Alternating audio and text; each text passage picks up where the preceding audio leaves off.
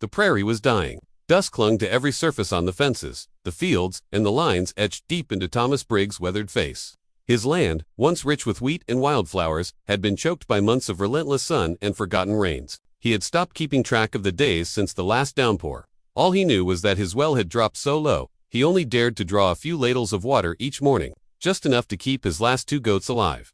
His boots crunched against the brittle soil as he walked slowly toward the barn, shovel in hand, his shoulders hunched beneath the weight of another hopeless day.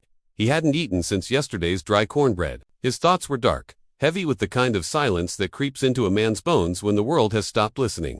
He passed the old wooden cross that leaned against a dying oak, his wife's grave, marked not with her name but with the ribbon from her wedding bonnet. Now sun-bleached and fraying, Thomas paused and wiped the sweat from his brow, then squinted toward the far end of his land. Something was moving. No dash, stumbling dot. At first, it looked like a mirage, just another cruel trick of the heat. But as the figure grew clearer, Thomas felt his grip tighten on the shovel. A man was walking toward the ranch barefoot, shirtless, staggering with each step. His chest was streaked with blood. A jagged arrow shaft protruded from his right side. The man was painted in earth tones, feathers matted with sweat and dust. He was a native, and he was dying. Thomas stood frozen.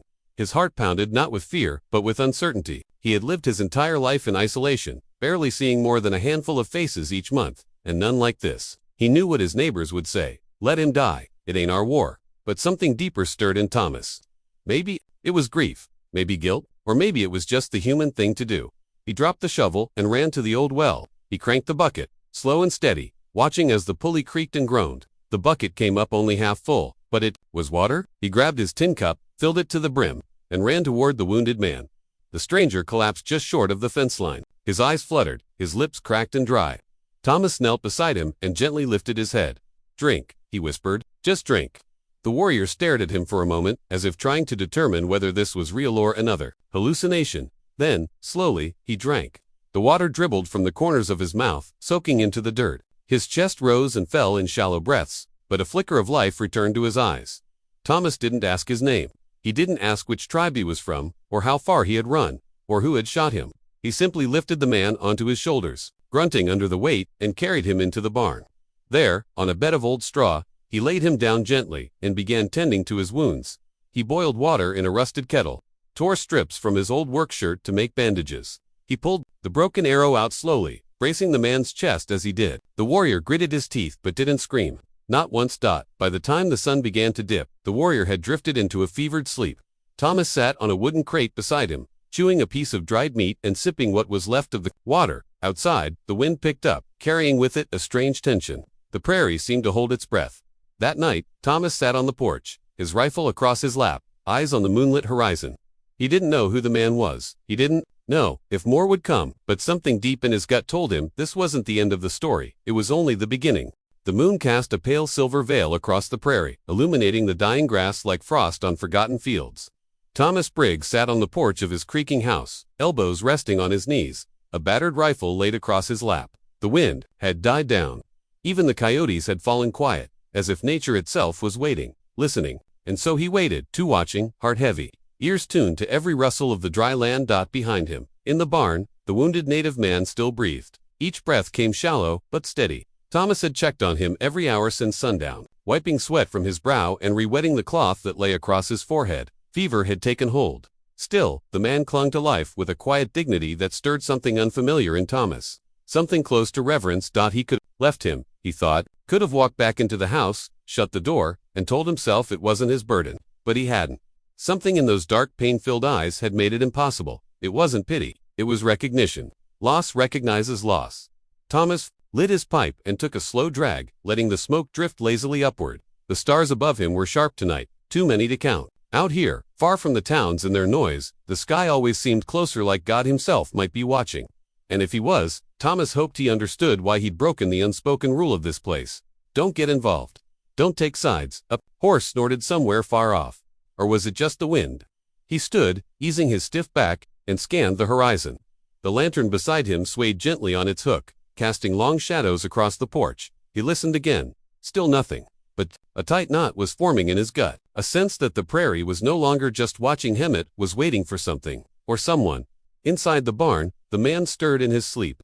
Thomas entered quietly, placing the rifle against the wall and kneeling beside the straw bed. Warrior's brow was damp, his body twitching under the fever's grip. Suddenly he opened his eyes. Sharp, alert, but wild. His hands shot forward, grabbing Thomas's wrist with surprising strength. He whispered something in a language Thomas didn't understand, rhythmic, urgent. "I don't know what you're saying, friend," Thomas murmured. The grip loosened. The warrior coughed, winced, then rasped in English. "You shouldn't have helped me." Thomas blinked.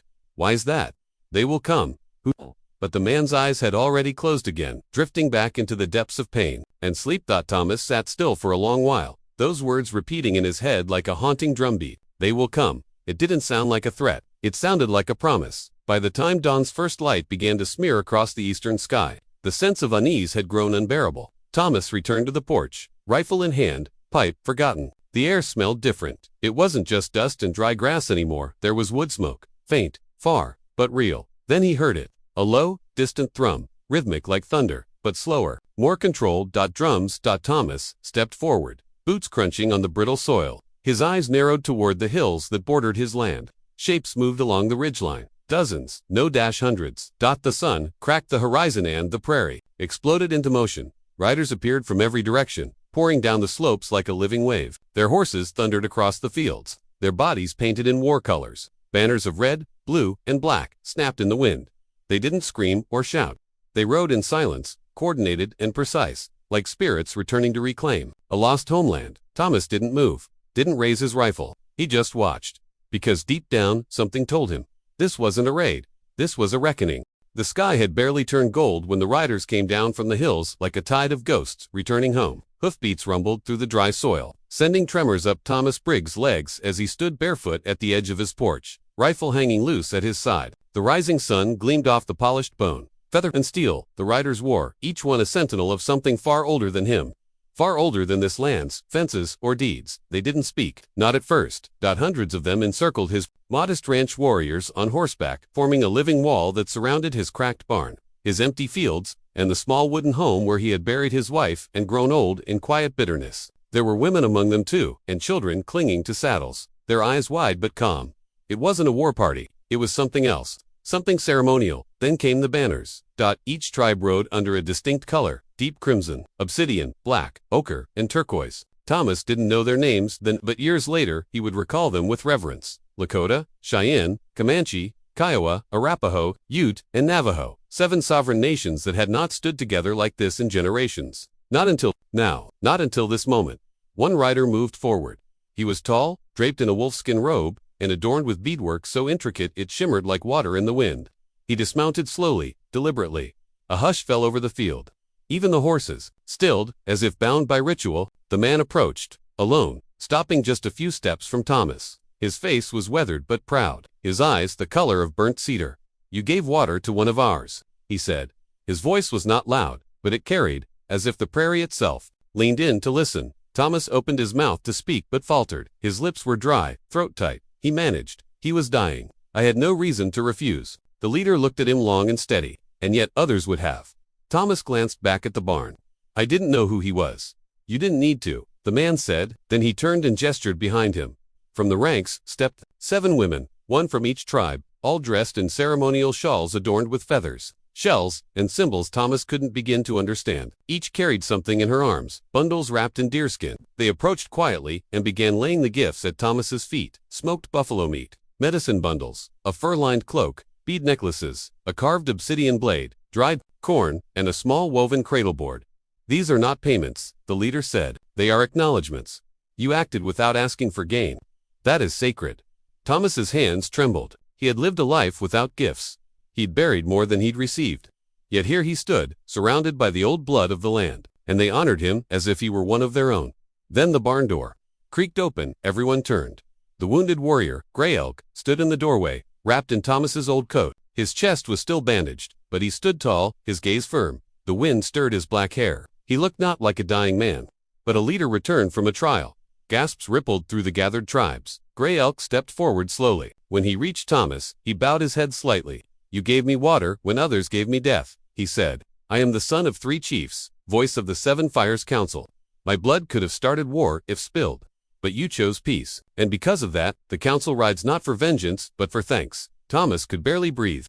Gray Elk reached into a pouch and withdrew a small, intricately carved talisman, a circle of wood and sinew threaded with feathers and beads. He pressed it into Thomas's hand.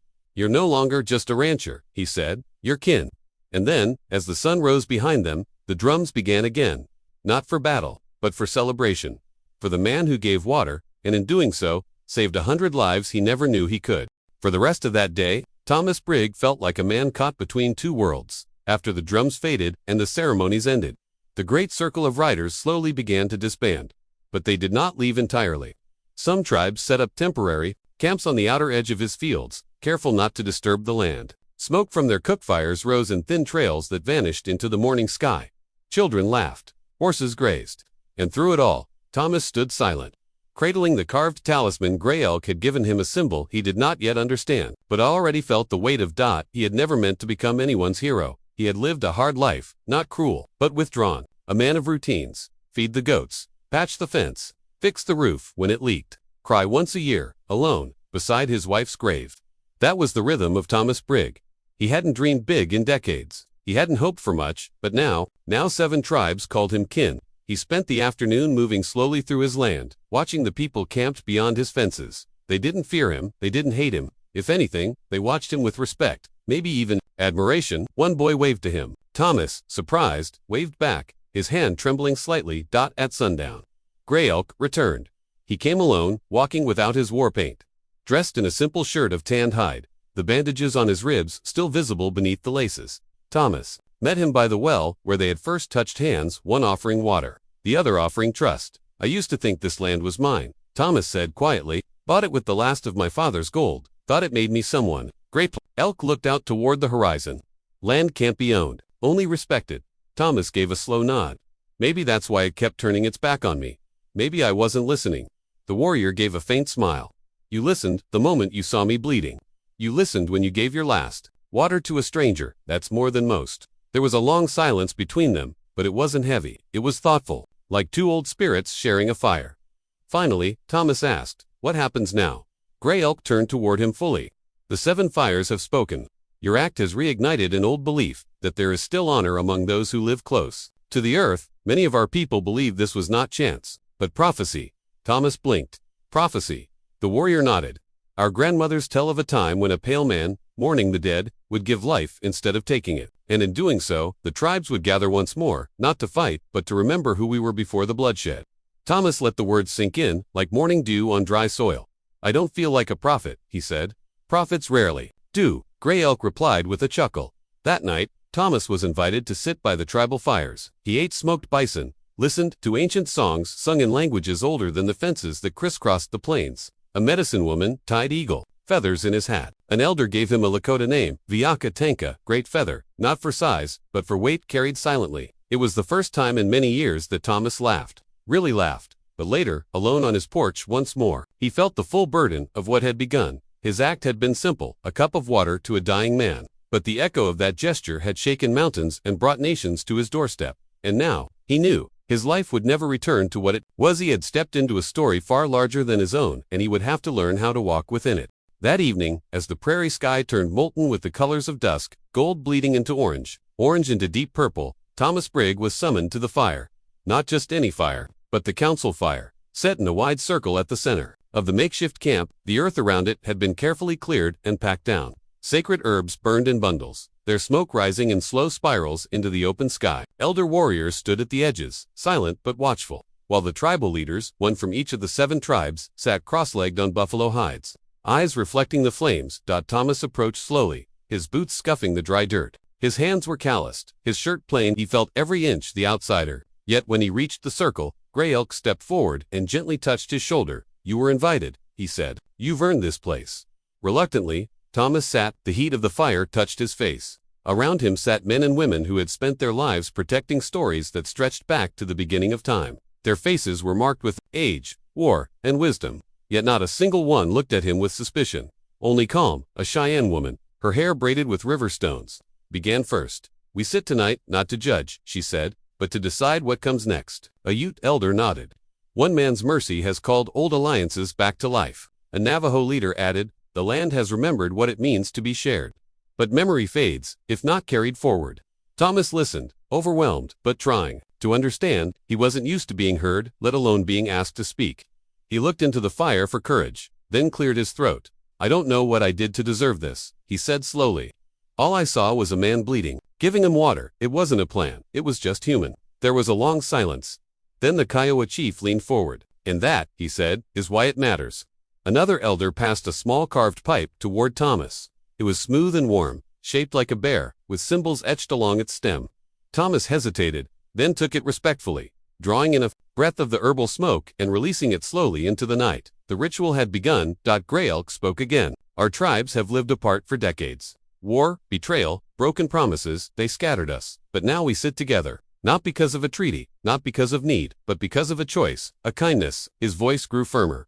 "If one man can remember our shared humanity, even after all that's happened, then maybe others can too." A murmur of agreement rose among the council.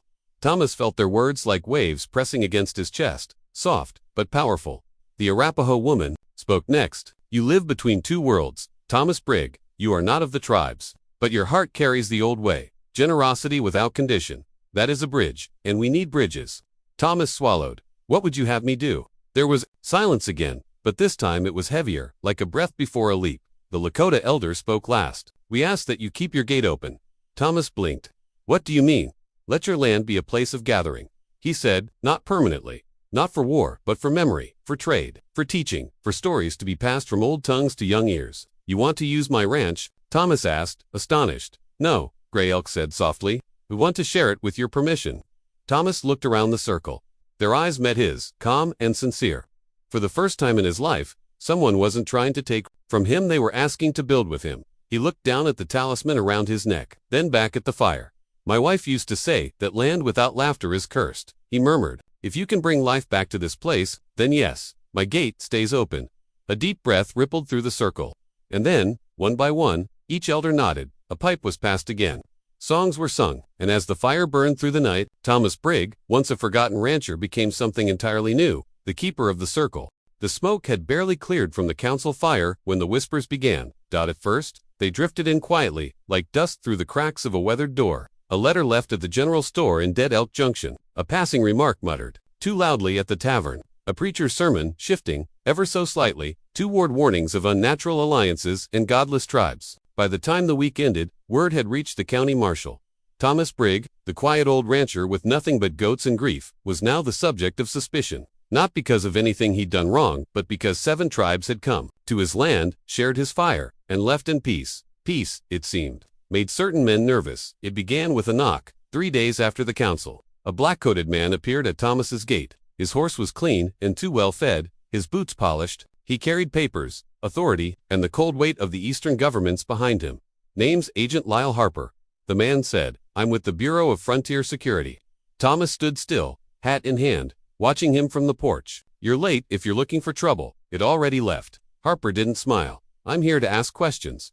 "About visitors." "They weren't hiding." "No," Harper said, "but you didn't report them either." Thomas narrowed his eyes.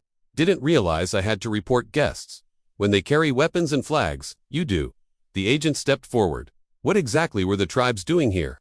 Thomas didn't move, sitting, talking, remembering. "That, so," Harper said, voice flat. "Because folks in town are saying you hosted a council? That your ranch is now some kind of shared territory?" Thomas glanced toward the horizon, where the ashes of the fire still faintly marked the soil. "Maybe it is." Harper's jaw tightened. "You're playing a dangerous game, Brigg." "No," Thomas replied, voice steady. "I'm ending one." The agent didn't argue. He simply left a warning. "Keep to yourself, stay in line, or someone else might make the line for you." But Thomas had already crossed that line and there was no going back. That night, Grey Elk returned. He had felt it too, the shift in the air, the tension crackling at the edges of silence. The way old scars, barely healed, itched with memory. He rode in under the stars and met Thomas by the well. "They sent a man," Thomas said, nodding toward town. "Government kind, wearing boots, like marble." Grey Elk nodded. "They see us gathering. They fear what we remember." Thomas stared at the sky. "I gave water to a dying man. That's all I did." "And you gave us something else," Grey Elk said. "A place, a promise, but I'm just a man." Grey Elk's eyes didn't waver. So was the first one who lit fire. So was the one who stood still in front of cannons. One man, standing right, is enough. Silence lingered between them. Then, Thomas said, "They'll come back. With more boots. And bigger words." Gray Elk nodded. Then we'll meet them with truth.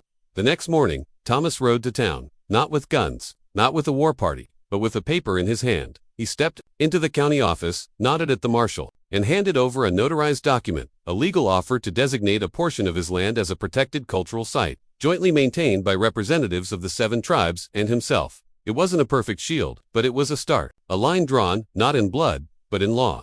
And as he left the office, townsfolk stared, some curious, some afraid, some angry, but one boy barefoot, dusty, no more than 10 ran after him. "Mr. Brigg," he said breathlessly, "did they really sing around your fire?" Thomas looked down, then smiled. "Yes, son, and if we're lucky, they'll sing again." A week later, the valley stood still. The air was heavy with silence, as if the very wind had paused to listen. Along the edge of Thomas Brigg's ranch, dozens of riders lined the hill, not in war paint or battle stance, but in ceremony. The 7 tribes had returned, not with drums, but with elders, mothers, children, all dressed in their finest traditional regalia. They came not to fight, but to stand out at the same hour. From the opposite ridge, 5 riders came in wagons and boots. Government men, the Bureau of Frontier Security had returned, this time with documents, rifles, and a court order. Thomas Brigg stood in the middle. He wore the same worn coat, but now an eagle feather swayed from his hat, and a carved bone talisman rested against his chest. On one side stood history and pain, on the other, law and power. He felt both pressing down on his shoulders, and yet he stood upright. The chief agent, Lyle Harper, dismounted and pulled a folded paper from his coat. Under Section 3 of the Frontier Land Conservation Act, he began. "This land is under review for illegal occupation and suspected sedition." Gray Elk stepped forward. "Occupation. We were invited. You have no recognized right to gather here," Harper said coolly. Gray Elk smiled, not out of humor, but history. "Neither did your people, when they first crossed the rivers." A few murmurs echoed among the tribes. Harper ignored the jab and turned to Thomas. "Mr. Brigg, you've been warned. Hosting tribal councils without federal oversight is a violation of multiple treaties. If you don't rescind your land agreement, we'll seize the property. You'll lose everything." Thomas didn't flinch. He looked around at the warriors, standing like rooted oaks, at the women clutching babies who had never seen peace, at the children wide-eyed and silent. Then he turned toward the hills, where his wife once planted sunflowers, long since dried and gone dot, and then he spoke. "You see this land?" he said, voice steady. "It never belonged to me.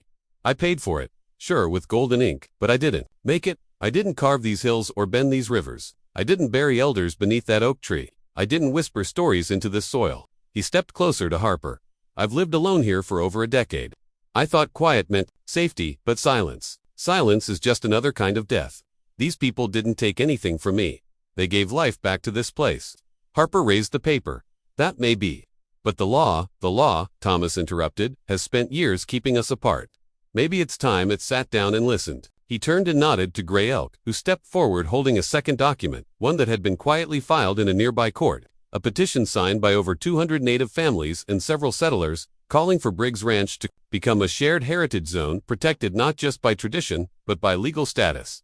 Harper looked at the document, hesitated. "This changes nothing, it changes everything," came a voice from behind. Marshal Ed Briggs, the local lawman and no relation to Thomas, walked down from the trees. He had come quietly, not as a threat, but as a witness. "I reviewed the signatures myself.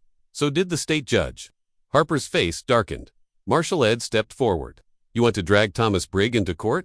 Fine, but you'll be dragging 100 tribal elders with him, and half this valley. That's a fight no jury will swallow." Silence fell again, but this time it belonged to the land. Even the birds seemed to hold their breath, and then Harper slowly folded his paper and tucked it back inside his coat. "This isn't over," he said. "No," Thomas replied, eyes steady, "it's just beginning." As the government men turned and rode away, a hush swept over the crowd. Then, slowly, a Lakota woman began to sing, low and trembling at first, then rising. A second voice joined, then another. Soon, the entire hill was echoing with song, not of war, but of return, of memory, of home. Thomas stood in the middle, heart heavy but at peace. And the land listened. Years passed. Seasons came and went over the wide prairie land, like slow, breathing waves. Snow blanketed the hills in silence. Spring returned with wildflowers, and the summer winds carried the smell of sage and pine. And through it all, the fire that had once been kindled in the heart of a lonely rancher's field never died. Thomas Brigg grew older, but not alone. His porch, once empty and echoing with ghosts, now echoed with laughter. Children from the 7 tribes came to learn the stories of their ancestors, not from books or whispers, but from the elders who now walked openly across Brigg's Ranch. as if they had never been forced away. A small schoolhouse was built, near the old oak tree, the same one where Gray Elk had once spoken of bridges. Here, children learned both languages, English and their native tongues, side by side. A fire circle was built of stone, and every full moon, the tribes gathered there to sing, remember, and pass down the old ways. And always, Thomas Briggs sat among them, not as their leader, not as their savior, but as their friend. One autumn afternoon, as golden light spilled across the field, Gray Elk sat beside Thomas under the same oak. His hair had grown whiter, his frame more fragile, but his eyes still held that calm fire, the kind that had seen too much and yet still hoped. You know, Gray Elk said softly, when I was a boy, we used to believe that if you saved someone's life, your spirits became tied. One cannot pass until the other is ready. Thomas smiled. Then I guess we'll be around a while longer. Gray Elk laughed. Maybe, or maybe the spirits are already moving into the next ones. He gestured toward the fire circle where a young girl, part Cheyenne, part settler, was telling a story. She stood tall, voice steady, as others listened in awe. Thomas watched her, then glanced toward the barn where two boys, one Navajo, one white, worked side by side, fixing a wagon wheel. They don't even ask each other where they're from anymore, Thomas said. They just are. Gray Elk nodded, because the land finally remembered, and so did the people. Thomas's breath caught a little. Funny, I used to think all I'd leave behind was a broken fence and a tired name. Gray Elk looked him square in the eye. You left more than that. You left a flame. That winter, Gray Elk passed peacefully in his sleep, a buffalo robe wrapped around him, his hand still clutching a stone from the fire circle. The valley mourned. His burial was held under an open sky, where eagles circled and drums spoke. His journey allowed. Thomas Briggs lit the fire that night himself.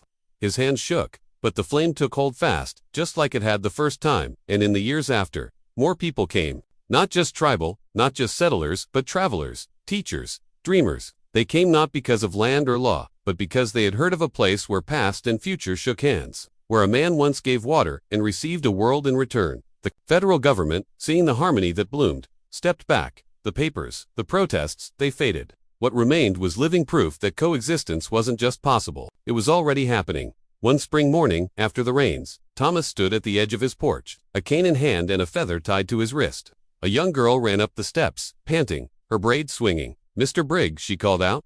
Is it true? You really gave water to a wounded warrior? Thomas chuckled. That's what they say. Why? She asked innocently. He thought for a long moment. Then he replied, voice slow but sure, because dying alone is easy. But living together, that takes courage. She blinked, nodded, then ran off to join the others by the fire pit. And as Thomas watched her go, he felt no loneliness, no regret, just peace. The land had spoken, and at last it had been heard.